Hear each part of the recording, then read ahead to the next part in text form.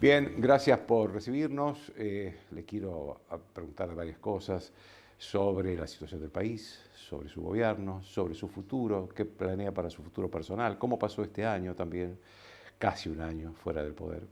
Pero la primera pregunta es algo que pasó hoy. Hoy hubo un quinto banderazo en contra del gobierno y según la información que me llega fue muy importante. ¿Cómo analiza usted estas manifestaciones sociales? ¿Creen que debe hacerse? ¿Deben hacerse? ¿Deben seguir haciéndose?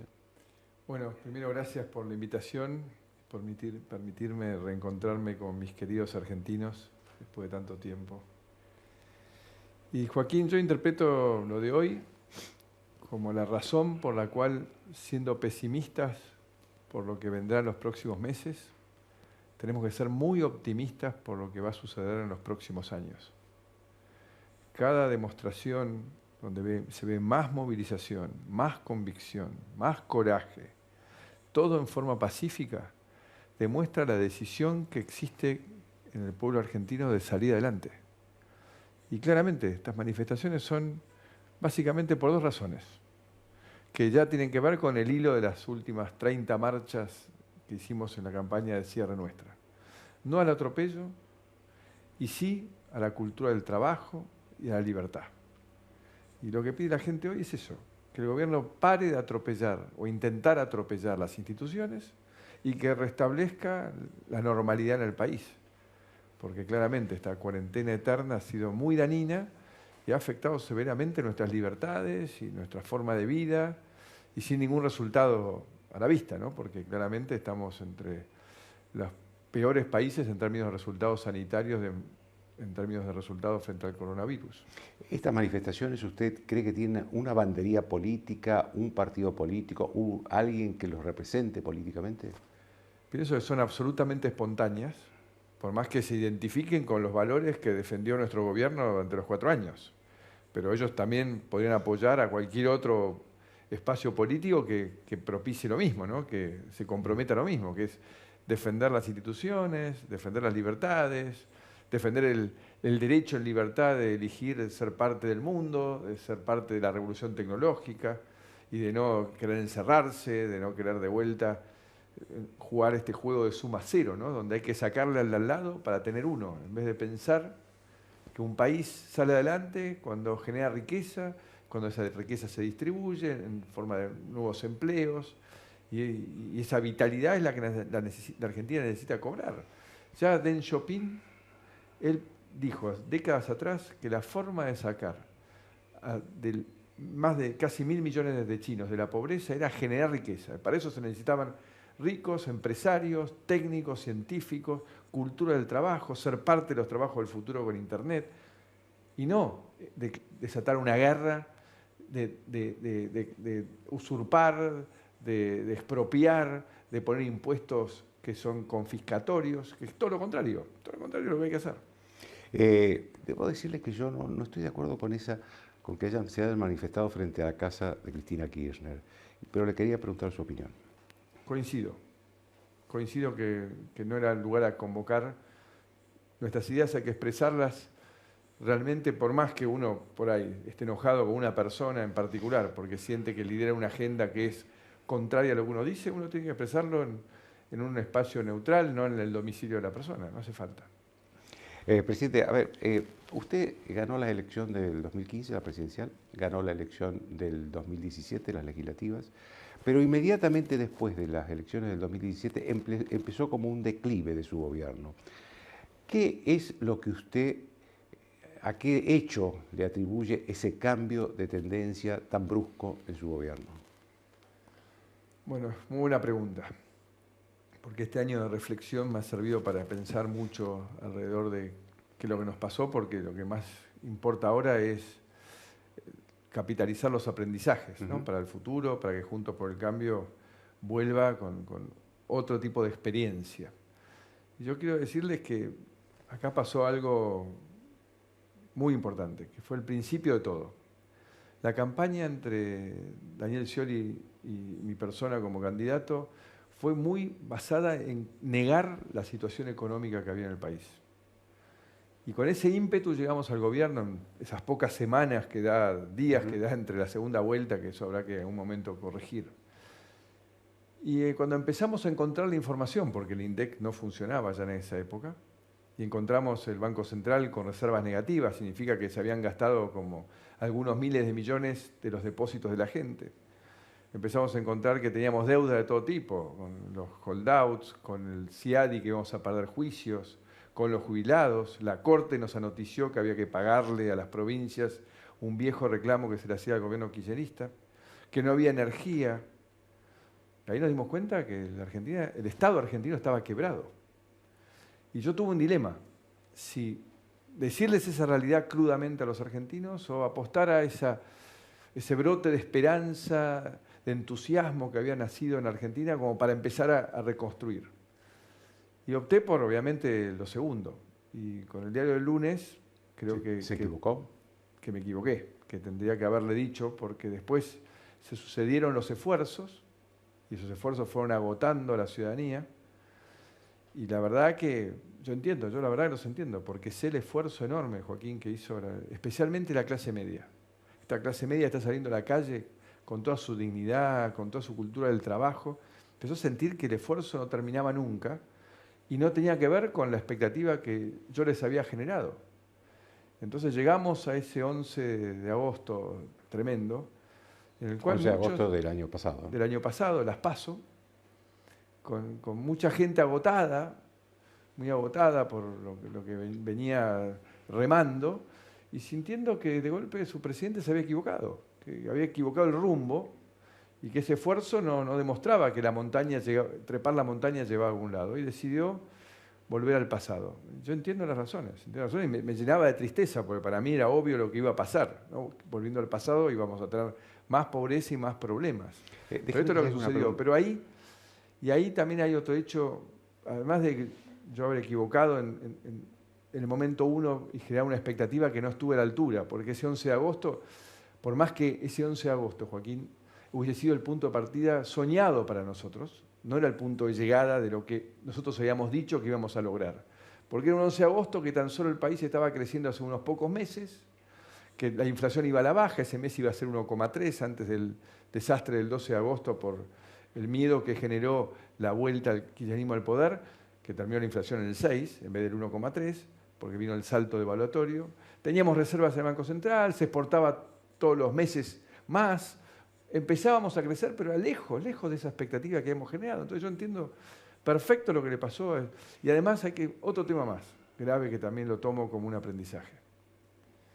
Aquel diciembre del 2017, después de esta increíble elección, 2 meses después, asistimos a un espectáculo terrible, ¿no? El masismo y el kirchnerismo colapsaron la primera reunión, Monzó tuvo que suspenderla a una segunda reunión, y en esa segunda reunión nos tomaron la plaza, 10 toneladas de piedra, salió de ahí, pero se quebró el gobierno. Ahí todos entramos en una actitud defensiva. Empezamos a tener todo tipo de problemas, leyes que teníamos que vetar porque eran todas contraproducentes para el país, hostilidad creciente, vino la sequía, vino el problema de la financiación con el conflicto Trump y los chinos, y ahí ya el modo defensivo me llevó a perder la capacidad de escuchar, a dejar de visitar a la gente en su casa, en su trabajo, estaba en una actitud defensiva, todo el gobierno estábamos igual. Y eso nos fue como apabullando y dejé de explicar el por qué estaba pasando cada cosa que estaba pasando. Y esa combinación hizo que un porcentaje importante de la sociedad dijese, esto no va, vamos a volver para atrás. Y recién recuperé esa capacidad de volver a comunicarme en las 30 marchas. Después de ese 24 de agosto histórico que me vinieron a buscar para decirme que tenía que seguir. Y ahí lo recuperé, pero ya era tarde, lamentablemente fue tarde. Y eso son los 2 aprendizajes muy importantes. Ya que estamos con los aprendizajes, ¿sí? Los puedo compartir con los argentinos. El otro que asumo es que como presidente yo nunca pude haber delegado la negociación política. Yo la delegué en mi ala más política, con filo peronista. Estamos hablando de Frigerio, Monzó. Sí, todo ese grupo, tanto en la Cámara de Diputados como en los gobernadores. Y por más que yo como ingeniero estaba siempre tironeado por las mesas de productividad, que Vaca Muerta, que la exportación de la carne, que la logística, o por viajar por todo el país para sembrar la semilla del federalismo, o ir por el mundo para poner la Argentina en el mundo, o estar con Patricia dándole la lucha contra el narcotráfico, la modernización. No es excusa. Yo tendría que haber puesto foco ahí, porque claramente se jugaba mucho en la Argentina el poder convencer, pero también... ¿Y cuál fue la consecuencia de ese error? Y que bueno, que nunca llegamos a los acuerdos que necesitábamos para transformar la Argentina. Pero también quiero decir que lo tengo que hacer, lo tenía que hacer como presidente y lo tiene que hacer cualquiera que vuelva a ser presidente. Pero yo tengo mis dudas que hubiese obtenido algo mejor que los que estuvieron encargados. Porque se ve hoy un tema central, fundamental, que es que el peronismo está secuestrado por Cristina Fernández de Kirchner hace más de 10 años. Y eso significa que el peronismo ha sido cooptado por la irracionalidad. Y si el peronismo no resuelve ese problema, es muy difícil sentarse a una mesa a poder acordar, porque todos queremos acordar. Juntos por el Cambio, todos los argentinos que están hoy esperan que acordemos. Pero con irracionalidad no se puede. No se puede. Y yo pensando en estas cosas que he reflexionado, yo sé que Joaquín Morales Solano es muy futbolero, pero siempre se ha dicho que Boca es peronista. Es mentira. De Boca son de todos los partidos políticos y de todos los credos religiosos. Con mucho orgullo lo digo. Pero es verdad que Boca es pasional, popular, vehemente, como puede ser el peronismo. Y justamente cuando yo llegué a Boca, tuve que, para poder lograr lo que soñaba con Boca, es construir un puente entre toda esa vehemencia, esa pasión y una cierta racionalidad. Porque sin reglas tampoco un club de fútbol funciona. Y para eso tuve que hacer algo durísimo. Durísimo porque también era mi ídolo, el ídolo de todos los argentinos, que fue sacar a Diego Maradona de Boca. Y ahí se construyó. Y hoy me parece que el peronismo está ante el mismo desafío, que es lograr separarse de Cristina Fernández de Kirchner para volver... ¿La compara a Cristina con Maradona? ¿Esto es así? Bueno, en la irracionalidad, no en el talento, en la irracionalidad. Pero la verdad es que, en serio, nosotros necesitamos un peronismo racional, como fue el último Perón. El último Perón, una persona que vino a construir después de un enorme aprendizaje. Como fue Menem. Menem uno podía criticar muchas cosas, pero no había irracionalidad. No había irracionalidad con Duhalde. No se soltaban presos. No se fomentaba la toma de la propiedad privada. El otro día me vine a ver Néstor Grindetti, el buen intendente que tiene Lanús, un lujo de intendente. Y me cuenta que la gente de los barrios humildes no acepta hisoparse. ¿Por qué? Lo mismo le pregunté yo. Porque me dice, si me da positivo, usted, intendente, me va a querer llevar a un lugar de aislamiento para cuidarme y yo pierdo mi casa. Entonces yo prefiero quedarme con el coronavirus, pero en mi casa. ¿Se da cuenta dónde hemos llegado? Que la gente le tiene más miedo a la usurpación que al virus. Déjeme hacerle una última pregunta sobre su gobierno y después entramos a la actualidad.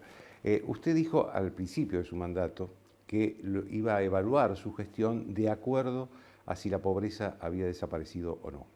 ¿Cuál es la evaluación que hace según ese parámetro? Y lamentablemente, insuficiente, porque el 11 de agosto, donde terminó mi gobierno económico, estábamos en el mismo nivel de pobreza que habíamos heredado.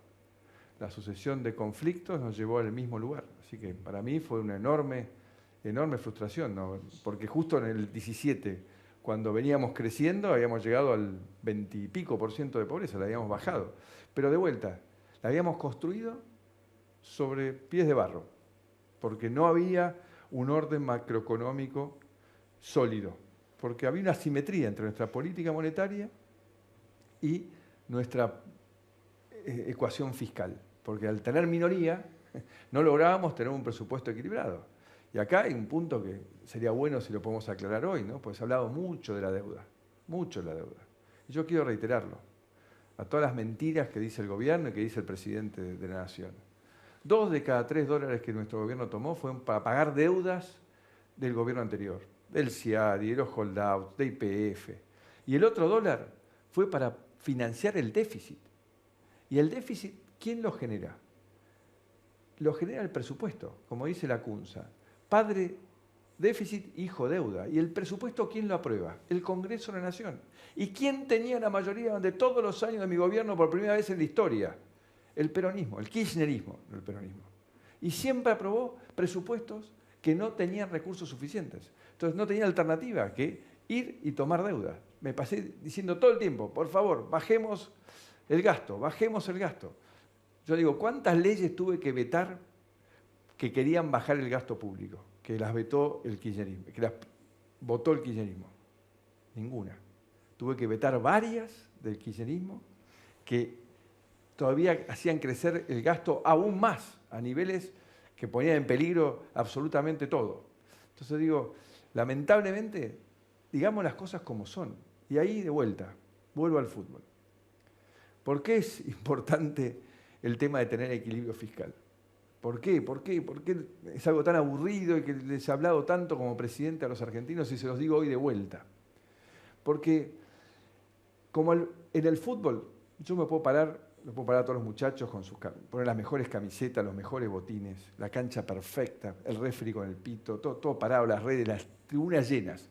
Suena el pito. Para empezar el partido, no hay pelota, no se puede jugar.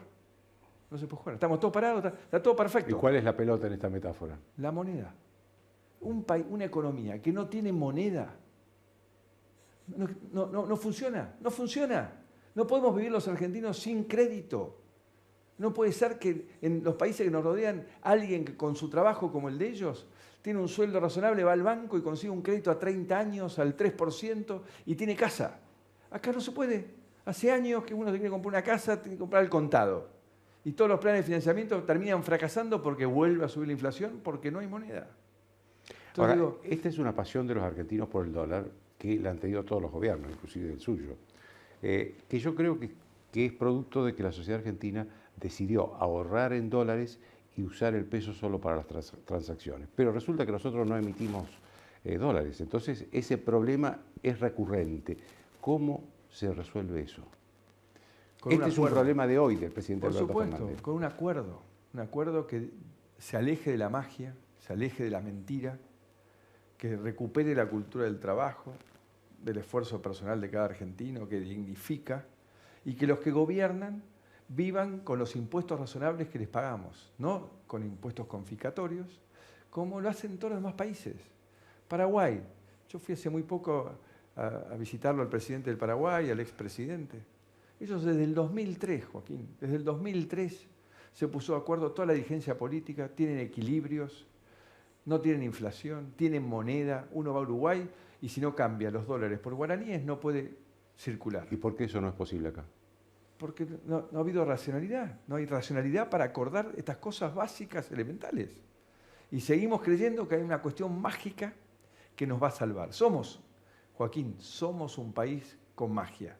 Somos un país único, somos un país increíble, por eso yo lo amo a este país, lucho y voy a luchar hasta el último día de mi vida por este país y por los argentinos a los cuales tengo una fe enorme, enorme. Pero todos esos talentos no nos eximen de tener que trabajar y de tener que cumplir nuestros compromisos. Y el primero que tiene que cumplir la clase dirigente es sentarse en una mesa y acordar un presupuesto equilibrado y no mentirle más a la gente con la maquinita como se ha emitido, toda la cantidad de pesos que se ha emitido en los últimos meses. ¿Cuál es el núcleo para usted central de la crisis económica que está viviendo el país, que es fuerte en este momento? La destrucción de la credibilidad. Este es el gran problema que tiene hoy el gobierno. El gobierno fue castigado el 12 de agosto, el nuevo gobierno que llegaba, por el prejuicio de lo que había pasado, ¿no? El 12 de agosto asistimos a una corrida en los depósitos, una devaluación enorme de vuelta, todo porque se confirmaba que el kirchnerismo volvía al poder. Pero eso era un prejuicio. Todos teníamos la esperanza, yo también la tenía, de que el kirchnerismo iba a demostrar un aprendizaje y iba a hacer algo distinto. Pero cuando empezó de vuelta a atropellar las instituciones, la justicia, los organismos de control, cuando empezó de vuelta a aumentar impuestos, a suspender la ley de la economía del conocimiento, a atropellar la propiedad privada queriendo confiscar, expropiar Vicentín, cuando empezó a tomar regulaciones de todo tipo, por ejemplo, la que imposibilita el libre funcionamiento del sistema de telecomunicaciones. La base de los trabajos del futuro. La base es tener Internet. Lo que logramos en los 4 años de nuestro gobierno de extender Internet a todo el país, eso es una carrera que nunca termina, porque cada vez se transmiten más datos, entonces hace falta cada vez más inversión.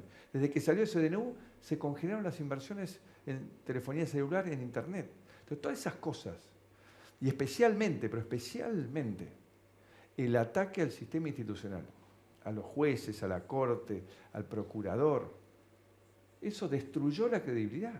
Destruyó la credibilidad, no hay manera. O sea, uno puede cometer errores como cometió mi gobierno en lo económico, pero todos los días consolidamos un poco más las instituciones de nuestro país.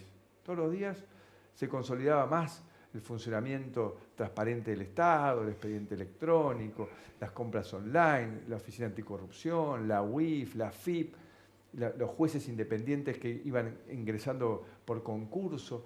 Todo eso, con esa base, uno en el tiempo aprenderá y con menos errores resolverá lo económico. Pero siendo primero no hay manera. Sin un presidente que defienda la Constitución, no hay manera, no hay futuro. La principal tarea como presidente de la República durante mis 4 años fue defender la Constitución Nacional. Porque es lo que defiende lo que la gente hoy en la calle pidió. Sus libertades. Es lo que contiene el abuso de poder. A quien le entregamos el poder a través del voto democrático, que no abuse de ese poder que le damos. Y esto es lo central que ha vuelto a cuestionar el gobierno kirchnerista, radicalizado de vuelta, y de vuelta también hoy o ayer contra la libertad de expresión, con este nuevo organismo extraño que quieren crear. Entonces, todas esas cosas en las cuales en nuestros 4 años había otra cultura del poder, había otra forma de convivir. Déjeme que le pregunte sobre un tema que es polémico, que es la cuarentena. El presidente Alberto Fernández contó una conversación telefónica que tuvo con usted en marzo, en el que, según él, usted le dijo que ponga en funcionamiento el país y que se murieran los que se tenían que morir. ¿Esto fue así? ¿Cuál es su opinión sobre la cuarentena? Usted me conoce, Joaquín.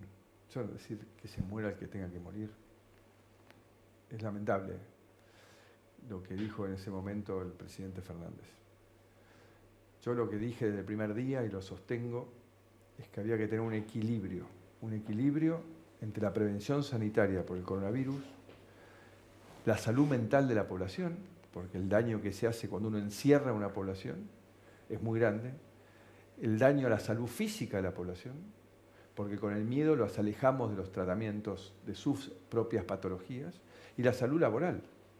En mi caso, mucha gente me dijo, porque le inculcaron tanto miedo a la gente en el mundo y acá más, porque hemos hecho la cuarentena más larga del mundo, que me decían, no vayas a hacerte el control, no vayas a hacerte la colonoscopía. Yo tengo antecedentes familiares. Yo dije, ¿cómo es? ¿Me toca? No, la infección, yo voy. Si yo suspendía mi chequeo y lo hacía el año que viene, tal vez yo ya tenía ese tumor que me sacaron bastante grande, ya era maligno y era metástasis y yo no podía contar el cuento. Y así hay muchísima gente que suspendió sus tratamientos cardiológicos, oncológicos, por el miedo que le han metido, porque la gente no se anima a ir a los hospitales. Lo que ha pasado con los chicos abandonando el colegio, no solo la parte de la educación o la parte de la salud mental. Me explicaba el otro día una doctora de Malargüe que el sistema inmunológico es como un músculo. Si uno deja de hacer gimnasia, el tiempo quiere correr y no le sale igual. Si uno encierra a los chicos durante tantos meses, su sistema inmunológico se debilita. Y ella me dijo, el año que viene vamos a tener muchos más problemas de diarrea, respiratorios en los chicos, porque los chicos debilitaron su sistema inmunológico. Entonces, por eso digo, esta cuarentena tiene que parar, tenemos que normalizar el país, confiar en nuestros médicos, confiar en la responsabilidad social de nuestra gente. El argentino es responsable. El daño que se le ha hecho al país, y sobre todo a la ciudad de Buenos Aires, es tremendo, porque en donde más se inmiscuyó el gobierno para tomar decisiones es sobre la cuarentena del AMBA, y donde más se acató fue en la ciudad de Buenos Aires, con lo cual es donde uno ve más destrucción. Ahora, de todos modos, hay un problema mundial con la pandemia. Sin duda. Si usted hubiera sido presidente hoy, ¿qué habría hecho? Para simplificar, hubiese ido por la línea que fue la calle en Uruguay, ser respetuoso de la libertad de la gente. Uno sabe, Joaquín, hoy lo dice el OMS, finalmente, uno sabe el daño que hace la cuarentena. No tiene claro cuáles son los beneficios de la cuarentena. Uno cree que encerrando a la gente uno logra contener la infección. Uno no lo sabe, Lo que uno sí sabe es que tiene que tener un sistema de salud que esté listo y que la demanda no lo supere. Pero después, la verdad es que es la responsabilidad social, la distancia, el mantener fuerte el sistema inmunológico. Para eso es elemental, tomar sol, hacer ejercicio físico, todas estas cosas que fueron limitadas durante todos estos meses, que para mí ha sido muy dañino, muy dañino. Lo lamento porque sé que todos los dirigentes de Juntos por el Cambio han luchado por mantener sus localidades lo más en funcionamiento posible, pero el Gobierno Nacional ha tomado una actitud de miedo mezclada con autoritarismo muy complicada y bueno, lamentablemente hoy estamos sufriendo las consecuencias. Me gustaría que abunde un poco más en un tema que usted ya tomó, que es el tema de la justicia. ¿Hay un avance peligroso del gobierno sobre la justicia o son cosas de tres jueces, como dicen algunos? No, hay un avance sistemático. Lamentablemente, la vicepresidenta, que es la que está conduciendo el gobierno, como casi todos pensábamos que iba a suceder, tiene una agenda propia que tiene que ver con sus problemas. Y eso hace que ella necesite bloquear, dominar, someter la justicia. Y está en ese camino, intentando eso con una ferocidad, con una convicción como la que tiene ella, pues ella la tiene para esas cosas.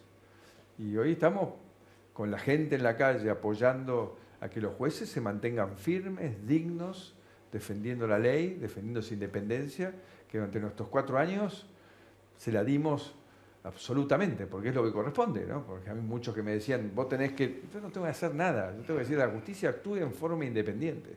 Eso es lo que corresponde. ¿Cree que la Corte debería ampliarse? ¿La Corte Suprema? No le veo la utilidad. No es lo que va a resolver el tema. Me parece que hay que terminar los concursos vacantes. Hay un par de leyes que pueden servir para funcionar mejor en los procesos penales, para que tengan un proceso más corto y que no se sienta que la justicia nunca termina, pero menos en este momento. Hoy la prioridad es, con responsabilidad, terminar de salir de esta pandemia y poner en marcha el país y resolver la angustia de la gente. La gente está muy angustiada y yo la comparto por su empleo, su futuro, su situación. Me entristece mucho ver los jóvenes diciendo que se quieren ir del país, porque claro, ellos no se quieren resignar a la mediocridad, ellos quieren tener una oportunidad de progresar y de ser parte de la modernidad, de la revolución tecnológica. Y le tenemos que dar esa oportunidad, nos necesitamos, Joaquín, los necesitamos. En este casi año que estuvo fuera del poder, ¿usted se sintió perseguido por el gobierno? Más vale que sí. Es muy cínico todo, ¿no? Porque la vicepresidenta se ha pasado hablando del lawfare, que es persecución política desde un gobierno. Y todas sus causas, salvo Cuadernos, se iniciaron cuando ella era presidenta. Y las iniciaron dirigentes que ni siquiera eran de nuestro partido en la mayoría de los casos. En cambio, ella desde que es gobierno se ha dedicado personalmente con Zanini, con Nissen, con la fiscal Boquín a perseguir a mi familia en el correo y han logrado que la jueza Ciruli no haga valer los derechos de las partes y todo esto frente a la pasividad indignante también de 2 camaristas de reconocida trayectoria como Valerini y Díaz de Cordero, que no han parado todos estos atropellos de Boquín y de Zanini. Y lo mismo han hecho con causas donde persiguen a los responsables de la AFI en nuestro gobierno, en distritos... En la causa de Loma de Zamora. Loma de Zamora y Dolores, por hechos que no sucedieron ni en Loma de Zamora ni en Dolores. O sea, ellos no tendrían que... El juez Auge, que es subrogante, comercial, y la fiscal Incardona haciendo barbaridades, atropellos a mi secretario violando su celular, la información. Darío Nieto. El juez de Dolores, que ya el fiscal le dijo que ninguno de los episodios que se están investigando sucedieron en ninguno de los 14 municipios que dependen de su juzgado. Y él sigue aferrado a la causa, igual que el juez Auger y Incardona. O sea, han hecho de todo. Bueno, lo mismo con mi custodia, con allanarme mi casa por una reunión política. ¿Cómo no voy a tener una reunión política como expresidente en este momento de la Argentina. Entonces, ¿por qué no allanaron las miles de reuniones políticas que hicieron desde el kirchnerismo? O sea, todos atropellos que la verdad que, bueno, me preocupan y me ocupan. A propósito de la causa de Loma de Zamora, quiero hacer una pregunta muy directa. ¿Usted ordenó el espionaje de alguien? De nadie. ¿Sabía el espionaje de alguien? De nadie. No existe. Eso no existió en nuestro gobierno. Nunca existió una orden de hacer ningún tipo de espionaje. De ninguno. De ninguno. Y la AFI retomó relaciones con los principales organismos de inteligencia del mundo. Desde la CIA, el Mossad, los ingleses, los italianos, los árabes, con todos. Y todo eso se acaba de destrozar, de incendiar, como dirían los chicos. Porque la responsable de la AFI y la fiscal Incardona publicaron la lista de todos los acuerdos que teníamos de agentes de inteligencia que habíamos enviado a trabajar en las células de ellos. Porque uno, si no trabaja en red en el siglo XXI, no se puede proteger de los ataques terroristas que hemos tenido en el pasado. Y hemos logrado retomar esa relación. Y nos consideraban, porque teníamos buenos agentes como para aportarles, y estamos trabajando muy bien, coordinadamente. Eso nos permitió organizar el G20, nos permitió organizar los Juegos Olímpicos de la Juventud, la reunión de la OMC. Bueno, eso se acaba de pulverizar, esa relación. No sé si alguna vez la vamos a poder recuperar, porque nunca en la historia un gobierno publica la lista de sus servicios de inteligencia que están en relación con otros países del mundo. Una locura lo que hemos hecho. ¿Extraña el poder? No. La verdad que no extraño el poder. ¿Cómo pasó este año? En lo personal, bien. La verdad que bien, reflexionando. La libertad me permitió recuperar tiempo para la familia, para los afectos, para la reflexión. Y también de ese lugar de reflexiones que he podido trabajar en silencio para fortalecer Juntos por el Cambio. Así que no, la verdad que estoy bien. Estoy triste como todos por lo que está sucediendo. Eso me pone muy triste porque veo la angustia, veo la destrucción de empleo, de vidas que se está generando, y la verdad que eso a uno le genera mucha tristeza. ¿Es cierto que hay sectores internos que piensan distintos, que están enfrentados en Juntos por el Cambio? Juntos por el Cambio siempre fue un lugar de diversidad, ¿no? Pensemos que nosotros arrancamos como un partido hace mucho tiempo en un garage, después nos transformamos en una coalición, entre gente que parecía que el límite no permitía que estemos juntos, y hoy con Lilita, con el radicalismo, tenemos una tarea maravillosa, un trabajo en conjunto muy bueno, pero eso no significa que no haya matices, ¿no? Lo importante es que lo que hoy se estaba reclamando en la calle, que son estos valores centrales de la República, ahí estamos muy unidos y muy comprometidos, ¿no?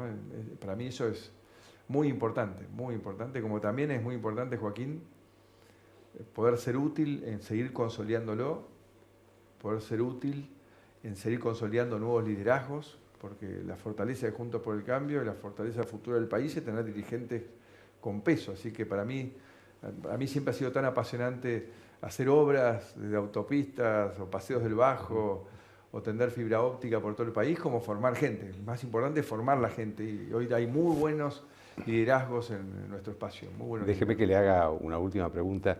El año próximo hay elecciones legislativas. ¿Usted va a ser candidato?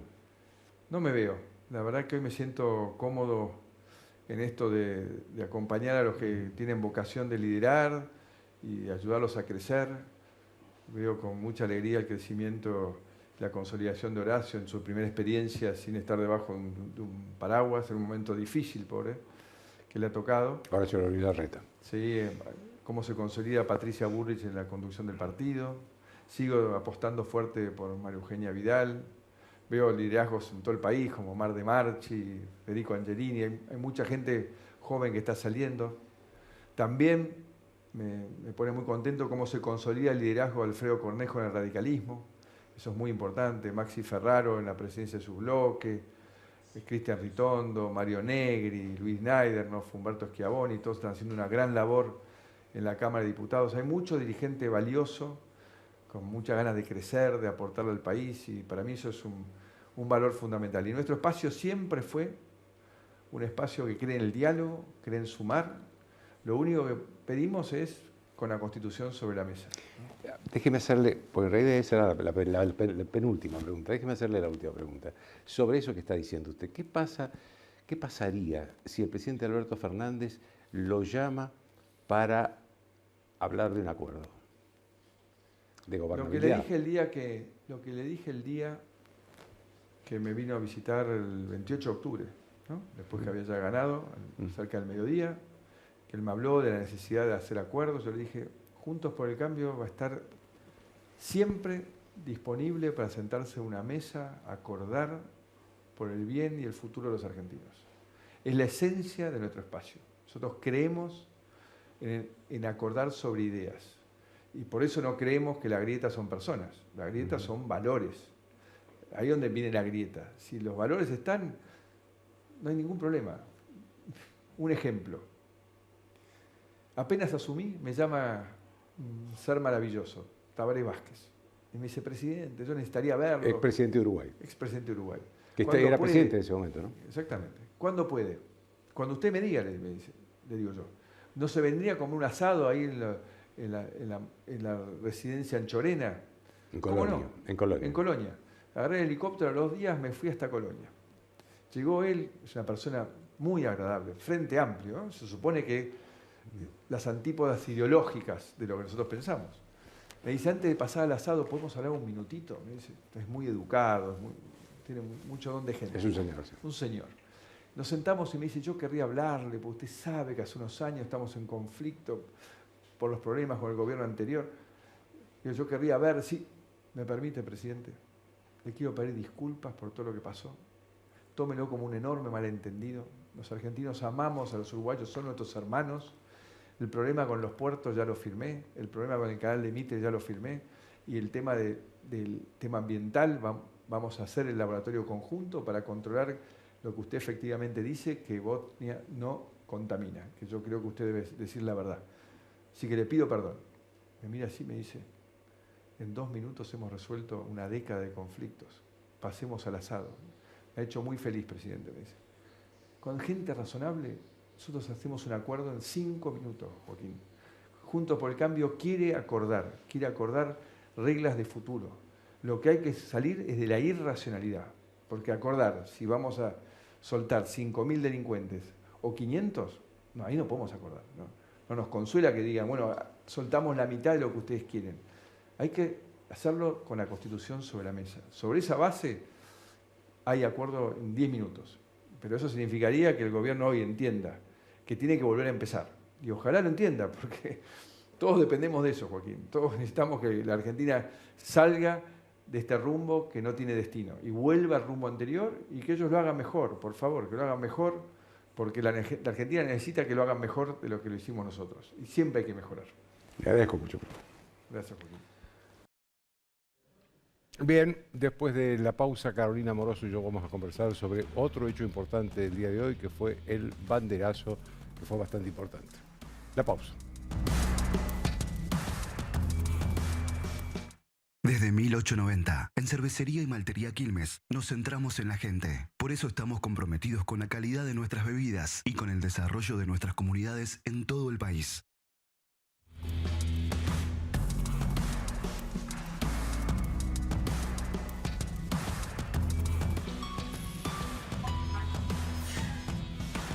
Bien, mi amiga Carolina Amoroso, mi colega también, que nos va a hablar de algo muy importante hoy. El 12O, séptimo El 12O. banderazo, Sí, sí. séptimo, ¿podés creer? Séptimo, yo creo que estábamos en el quinto, sexto. No, séptimo desde aquel 20 de junio, recordarás vos, Día de la Bandera, por supuesto sellado por las protestas a lo largo y a lo ancho del país, sobre todo con epicentro en la ciudad de Buenos Aires y principalmente en la provincia de Santa Fe, por lo que iba a ser la eventual expropiación de la empresa Vicentín. Eso que parece ciencia ficción, un viaje al pasado, bueno, sucedió hace poquito, pero en la Argentina suceden muchas cosas, aún en el marco de una pandemia y de una cuarentena, ¿no? Es decir, que tenemos casi un promedio de 2 banderazos por mes. Sí, obviamente que hubo algunos muchísimo más populosos, claro. ¿no? Obviamente todo esto, además, Joaquín, y es importante remarcarlo, tiene como un centro de convocatoria, un epicentro de convocatoria en las redes sociales, ¿no?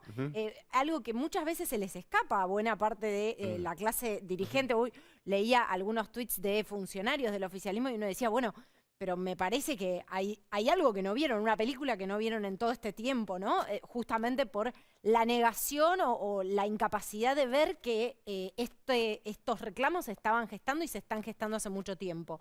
Pero yo te diría que para mí data de un poquito antes que el proyecto para la eventual expropiación de Vicentín. Para mí hubo un punto de inflexión, si recordás vos, inicio de la cuarentena o varios meses atrás, con la liberación de los presos. Eso fue un primer detonante que disparó, recordarás vos, la ola de cacerolazos y demás. Tal vez mucho más irritativo que Vicentín, ¿no? Exactamente. Después vino lo de Vicentín. Vicentín tenía, por supuesto, una carga simbólica, esta idea de la venezolanización, ¿no? Claro. Por el fantasma de la expropiación, que más que fantasma era un horizonte que ahí se empezaba a barajar como posibilidad real. Y después empezaron a suceder varias cosas más, ¿no? El agotamiento de una cuarentena muy extensa y el reclamo por la cuarentena como mecanismo de gestión.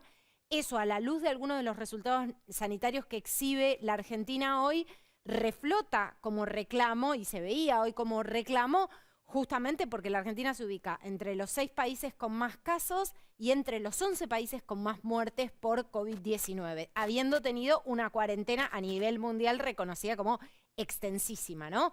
Realmente ahí hay algo o una explicación que buena parte de la población está pidiendo, sobre todo también por el impacto económico que esto ha tenido en los indicadores de la Argentina. Obviamente, si bien esto es un fenómeno mundial y los números de toda la región y del mundo entero se han visto tocados, estamos hablando de Producto Bruto Interno, caída de empleo y demás, en la Argentina el golpe ha sido tremendo y el horizonte de recuperación es muy incierto. Te diría que lo que se vio hoy es un horizonte similar, una escena, similar a la que se vio en el 17A, que el 17A hasta hoy, bueno, habrá que ver cuáles son algunas de las estimaciones que arrojan quienes pueden hacer este tipo de estimaciones sobre aglomeración de gente. También muchísima gente se movilizó en autos, pero hay que decir que el 17A fue hasta ahora la más, digamos, la más convocante, junto con esta, ¿no? Una escena bastante similar. ¿Vos crees que es tan parecida o que esta es un poquito mayor que la otra? Yo creo que es similar la convocatoria. A mí me tocó estar en el Obelisco, con lo cual te tomaría como parámetro el mismo lugar. Me parece que la convocatoria fue similar. En el caso del 17A, lo que se ubicaba en el centro de los reclamos era la reforma judicial. Y esto era bien llamativo, Joaquín, porque uno pensaba, bueno, es un reclamo sumamente institucional en el marco de muchas urgencias que hacen a la vida cotidiana de la gente, como la economía. Bueno, hoy vuelven a aparecer los reclamos institucionales. El reclamo, por supuesto, económico está y está siempre, pero la arremetida contra los jueces que justamente tienen que investigar a la vicepresidenta. La idea Bruglia, Bertuzzi y Castelli. Y Castelli. La idea de que hay un plan de impunidad. La idea de que la justicia es un elemento preciado a sostener para la buena salud de la República. Todos estos elementos y el caldo de cultivo de una estrategia sanitaria que para mucha gente resulta insuficiente o, mejor dicho, fallida, ¿no? O un fracaso a la luz de algunos de los resultados que se exhiben en materia sanitaria, bueno, explican buena parte de lo que sucede hoy. A esto hay que sumarle realidades sociales como la inseguridad creciente y también la falta de una perspectiva futura. Lo que no se vislumbra o lo que la gente manifiesta que no vislumbra es un plan, un camino a seguir. Y es en esa hambre de futuro o de horizonte futuro que estas movilizaciones se enmarcan. A lo largo y a lo ancho del país, Joaquín, hay que decir que incluso en provincias que han vuelto atrás en las fases, como la provincia de Neuquén, que está en una situación sanitaria delicada y donde además había una orden expresa de nadie se manifieste, la gente se movilizó. Gracias, Caro. Nos vemos el lunes. A vos, Joaquín. Una pausa.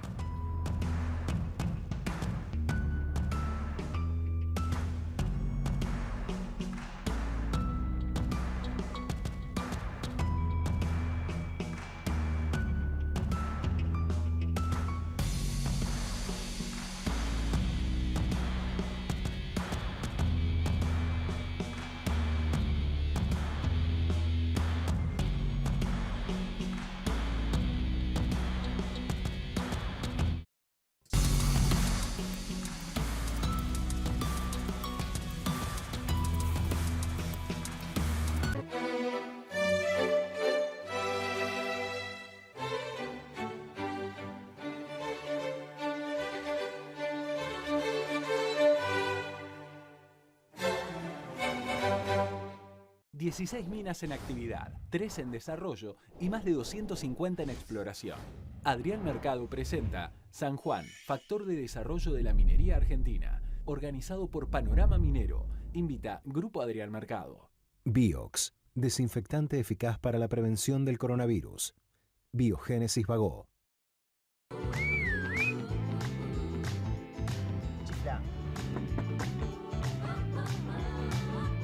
¿Tenés un vecino? Tenés tu banco cerca. Ayudarnos. Lo mejor de ser vecinos. Banco Ciudad. Te quiere ver crecer.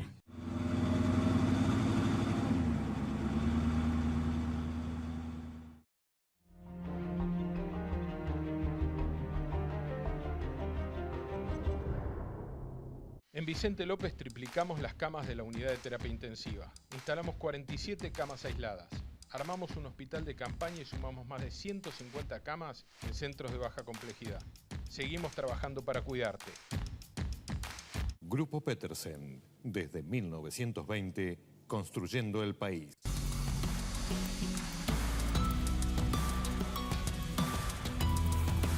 Bien, primero una impresión personal de Macri, porque lo que vi es a un político.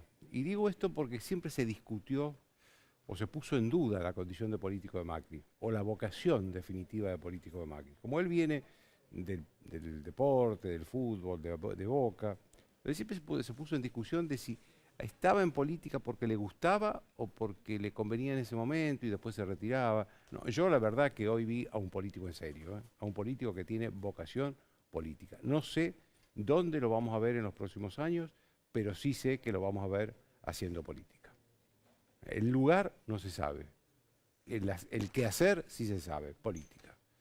El otro tema de hoy es el tema del banderazo, y lo primero que quiero decir es que algo que le dije ahí en la conversación con el expresidente Macri, no me gustó la manifestación frente a la casa de Cristina Kirchner. Me parece que esta clase de manifestaciones tienen que hacerse en lugares públicos, en lugares donde el Obelisco, la Plaza de Mayo, no en domicilios particulares. Se parece demasiado al escrache, y el escrache no podemos decir que está mal cuando se lo hacen a otros y está bien cuando se lo hacen a los enemigos de quienes hoy estaban en la calle. No es así. El escrache es malo, lo haga quien lo haga. No estuvo bien que se manifestaran de esa manera en una casa particular. Y por lo demás creo que el banderazo de hoy, las manifestaciones de hoy en todo el país fueron muy importantes, tal vez igual o mayores que la del 17 de agosto, la del 17 de agosto, sí, que fue la otra gran manifestación. Ahora, acá el problema que tenemos es que hay manifestaciones, ya la séptima, nos contaba recién Carolina Amoroso, la séptima en 4 meses, casi dos manifestaciones por mes, y el gobierno no escucha. El gobierno lo único que hace es descalificar a ese sector social. Lo descalifica porque es clase media, sí, es clase media, pero no tiene derecho acaso a plantear sus necesidades, a plantear su punto de vista, a plantear cuestiones básicas de un Estado de Derecho, que es la institucionalidad. Porque están pidiendo por los jueces, están pidiéndole a la Corte Suprema que decida bien, están pidiéndole al gobierno que no sofoque a la sociedad mucho más con esta cuarentena, que libere un poco las energías de la sociedad. Eso está pidiendo la sociedad. Es decir, una sociedad que está atravesando una de las crisis económicas más importantes que ha tenido en su historia, sin embargo, la economía no es un planteo directo que hace esas manifestaciones. Son más bien planteos que tienen que ver con las instituciones y con la libertad. Y yo creo que el gobierno tiene la obligación de escuchar eso y no de subestimar o de destratar a esa gente. Chau, hasta lunes.